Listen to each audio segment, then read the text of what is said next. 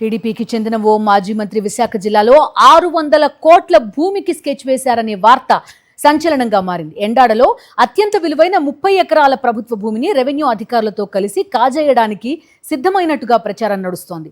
ప్రభుత్వ భూములను దర్జాగా ప్రైవేట్ భూమిగా మార్చడమే కాకుండా 3 వ్యక్తుల పేరు మీద ప్రైవేట్ భూమిగా సబ్ డివిజన్ కూడా చేయించారు. పాస్బుక్ల మంజూరుకు కూడా సిఫార్సులు చేయించారు.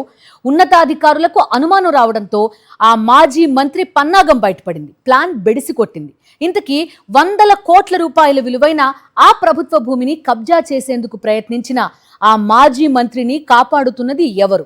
విశాఖ నగరంలోని ఎండాడ ప్రాంతంలో తెలుగుదేశం పార్టీకి చెందిన ఓ మాజీ మంత్రి 600 కోట్ల రూపాయల భూమికి స్కెచ్ వేశారనే ప్రచారం ఉత్తరాంధ్ర జిల్లాలో కలకలం రేపుతోంది. ఈ భూ వ్యవహారంలో మాజీ మంత్రి సూత్రధారి కాగా రెవెన్యూ అధికారులు పాత్రదారుల అవతారం ఎత్తారు. ఎండాడలో ఓ సర్వే నెంబర్లో 30 ఎకరాల భూమి ప్రభుత్వ భూమిగా రెవెన్యూ రికార్డుల్లో నమోదై ఉంది. ఇక్కడ ఎకరా ఏకంగా 20 కోట్ల చొప్పున పలుకుతోంది. ఎలా చూసుకున్నా ఈ భూమి విలువ 600 కోట్ల పైమాటే. ఈ ల్యాండ్పై మాజీ మంత్రి కన్నేశారు. రెవెన్యూ సర్వే శాఖలో కీలక అధికారులను పిలిచి స్కెచ్ రెడీ చేశారు. అనుకున్నదే తడవుగా ఆ భూమిని 3 ప్రైవేటు వ్యక్తుల పేరిట సబ్ డివిజన్ చేయించారు. ఆ తర్వాత ఆగమేఘాల మీద రీసర్వే చేయించారు. అది ప్రైవేటు భూమి అని నిర్ధారిస్తూ ల్యాండ్ రిజిస్టర్లో నమోదు చేయించారు. ఇలా పనులన్నీ చకచకా జరుగుతుంటే ఉన్నతాధికారులకు అనుమానం వచ్చింది. తీగలాగితే డొంక కదిలింది. రెవెన్యూ అధికారి పాత్ర బయటపడింది. దీంతో అతన్ని ఆ పొజిషన్ నుంచి తప్పించి అమరావతిలో ప్రధాన కార్యాలయంలో రిపోర్టు చేయాలని ఆదేశించారు. అయితే ఆ అధికారికి ఎలాంటి షోకాజ్ నోటీస్ ఇవ్వలేదు, చర్యలు తీసుకోలేదు. ఈ మొత్తం వ్యవహారంపై వైఎస్ఆర్సీపీ తీవ్రంగా మండిపడింది.